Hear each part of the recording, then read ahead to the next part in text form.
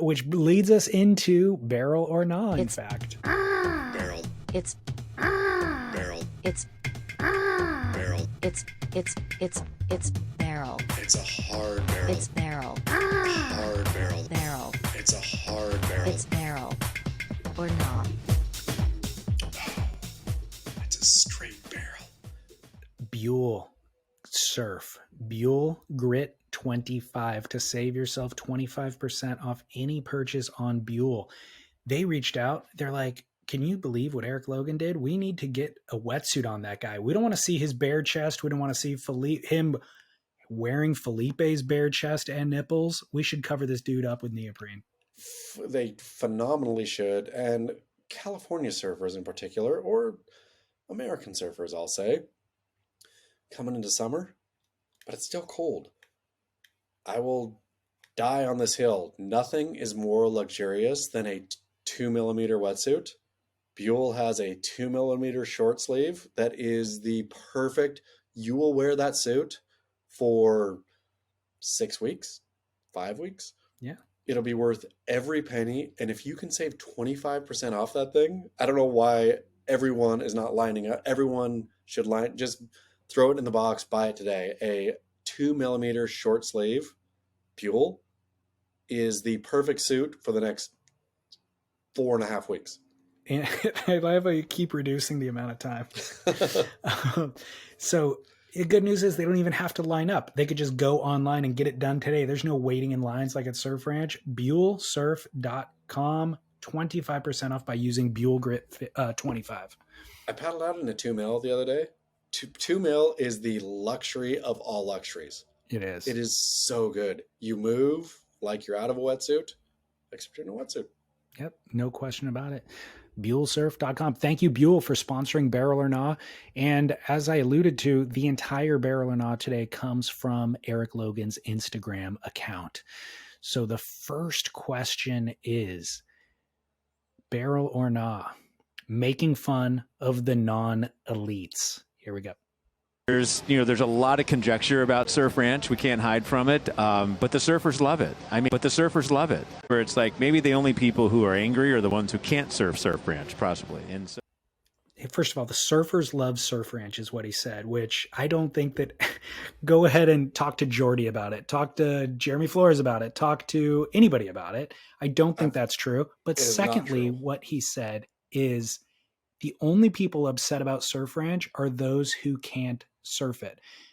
They charge $80,000 a day to surf it. So I would say 99.9% of human beings, Eric, cannot surf it. Barrel or Nah, making fun of the non-elites. I mean, so I'm just going to leave this here. I'll give you the video. I'll send it. Somebody sent me a video of Eric Logan surfing Surf Ranch. He wiggled down the line, wiggled and wiggled. Did you see this one? Yeah. And he wiggled and he wiggled. There was no barrel. There was no top turn. There was wiggling. And then as the wave barreled to its end with him out in front still, he plugged his nose and jumped off his surfboard into the water. I know.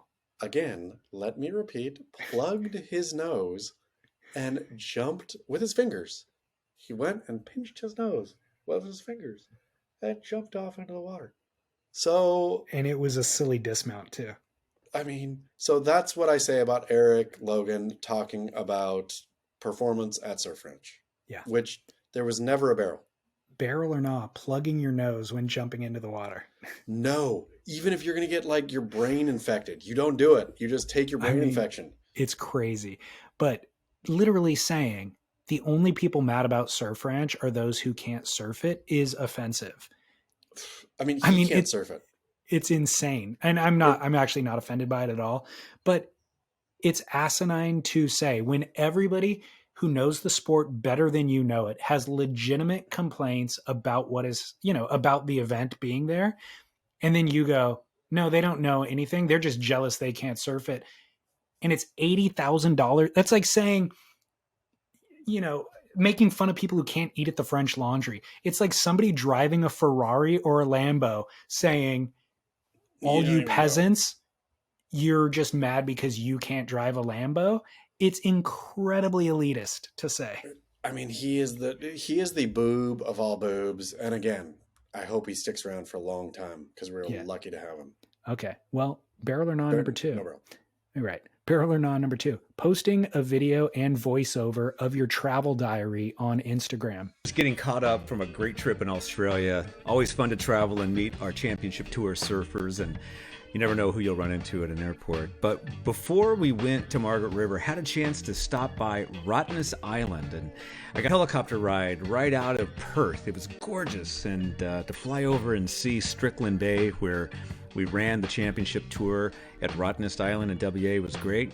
And of course, always got to get the selfie with the quokka. Of course. Always got to get the selfie. He's a 50-something-year-old man. Let's assume, okay, so there's 2 ways this goes, right? Let's assume, one, that he is having a WSL intern package these for him. He is sending his raw videos like to a WSL video intern and then the video intern like puts them together and say, okay, we need some voiceover. I'd love you to say this. So then Eric does it. There's that, which is offensive at every level. Somehow more offensive is a 50-year-old something man spending the amount of time that it would take to film and cut those videos, right? Like, Yeah. This is not a app. This is not a, we're going to show your pictures in a video, you're going to speak over them, and we're going to post them directly to Instagram. This took that video, and of course you got the selfies with the quokka. That video took Eric Logan, the chief executive officer of the World Surf League, ostensibly with other things to do. I'm going to say that video took him, and you weigh in here, 1.5 hours. Yeah. Totally. He spent an hour and a half making a personal video for his personal social media that had nothing to do with absolutely anything except somehow to give strokes to Eric Logan. There was a Hour and a narrative. half. There was a narrative arc. It was like, man, the best thing about traveling, well, of course, after running into friends of yours at the airport, is when you're, and it's like, so then he's got photos of him and his friends at the airport. And then the end of it is, of course, taking a selfie with a quokka. There's a full arc to the story that he had to script, have the photos Think for about. all of it. And then, by the way, the voiceover is professionally delivered. Like he's hitting high note or high points in accentuating certain points in the sentence, all that sort of stuff. It wasn't just reading it. So again, him sending his video highlight package of his trip to a overworked intern and saying, hey, I need this. Yeah. That's really awkward. Him doing it himself is way more awkward. Yeah. And I got to think he did it for himself. He's doing it himself for sure. I mean, Yeah. which hour and a half he spent. So he spent time and energy and capital doing that. So putting your travel diary on Instagram, going nah on that one. Yeah. Voice overing your own travel diary. The final barrel or nah is obvious, and it came early in the show, but wearing a t-shirt of your favorite surfer's chest tattoo. Should I play the audio again? I already played it Please. once. We need Okay, it here again. we go. I don't care. This is my only Instagram forever. Philippe Toledo has got the most insane chest tattoo. So I just had this shirt made. He's over doing an interview right now. So now I'm gonna walk over, gonna record him seeing this for the first time. So check it out. Go on. Look at this guy. Look at this guy. Take your shirt off. Take your shirt off. Let's go. Is this good? I gotta get it done. Right, okay. Oh, you're looking fit. I will present the trophy in the shirt. I love it. Okay. Promise. Extra motivation. All right. I'll see you up there then. I love The it. song His- selection too. His stifled giggle plus the song selection. But Yeah. I got this shirt made. we're gonna go show it to him for the Yeah. first time. I mean, And then he goes, check it out, which is like the most TikTok thing you could say in selfie mode. Like, I'm going to go do something. All right, check it out. Stay with me, you know? I mean, I don't know how. What's he doing? Like, Dude. what in the world is he doing? Dude, I mean, I feel like at times we've spent a little too much time discussing him, and we got to divert. Like, I want to like No, we can't diversify the show. This is a peak but moment. It is a peak moment, and honestly, this week was peak levels. And I just feel like when we look back at this time in surfing, for posterity's sake, if they come back, just like you and I can go back to 1986, open a magazine from 1986, we can get a cross section of what was happening in the surf world at that time. Like, Sure. what was surf culture? How did it become surf culture? Who was influencing what? This is an important time in surfing where the freaking Titanic is going down, and he is polishing, the handrails, rearranging the deck chairs, and running a circus, and the thing's going down. I'm curious about, again, I don't know if this is verified because it came from obviously didn't come from a World Surf League account, but I think I've talked about it on the show before. When Backward Finn Beth, after she got fired, I got a fiery email from somebody claiming that she was Backward Finn Beth. I don't know that it was. I don't know why somebody would take the time to write me a fake email from Backward Finn Beth unless they were hoping I was going to post it and whatever. But doesn't seem the energy. It seemed like it might have been her. So I am curious to see the email that I get from Eric Logan when he gets booted out and or the thing sinks. Yeah. Look, I think Eric is smart. I think he knows. He's not. Well, hear me out. He's Hear an me out. idiot. Hear me out. I think he's smart and that he knows so much of what we're discussing is true, and that the WSL could be doing X, Y, and Z and it would be better. But I think that his role as CEO is to service the interests of Dirk and Natasha and to deflect any of the negative feedback that comes from our world. So their objective is not to run the best surfers and the best waves in the world. Their objective is not to even progress It's to service a professional billionaire. surfing. What? Is to service a billionaire. I mean, I hear you. So It's their objective specifically is to have this woke kind of ideology that they want to use the WSL as a megaphone to promote. And so Eric he's smart, so he understands that, and he wants a seat at the billionaires table and to be able to get invited to cocktail parties. So he's going to do their bidding, and then when the surf world squawks, he goes, "Peasants, look away. Look at here, I'm going to do a song and dance to distract you because you're all that dumb." the problem is with this, I hear what you're saying, and I would maybe buy it if he didn't have the most embarrassing Instagram account I've ever seen in my life that doesn't stop. That like but he also has ego. So that's all ego. That's him trying to, he thinks he's a cool teen guy. Yeah, be a cool guy. Yeah. The way that teenagers are cool guys. And it clearly matters to him to have Kelly's approval, to have these Sure. people kind of like And it think that he's matters cool. And so he's trying to do that with Felipe, to try to be buddy with Felipe, but he's so socially awkward. He doesn't know that Felipe's cringing at him. But it matters to, at some level though, what you're forgetting in this thing. This matters to Dirk Ziff and Natasha too. And so they like to be buddies with Kelly. You know, they like to, there's hate, like Dirk Ziff, when he has ever opened his mouth, just like rage pours out at the surf fam, right? Like he hates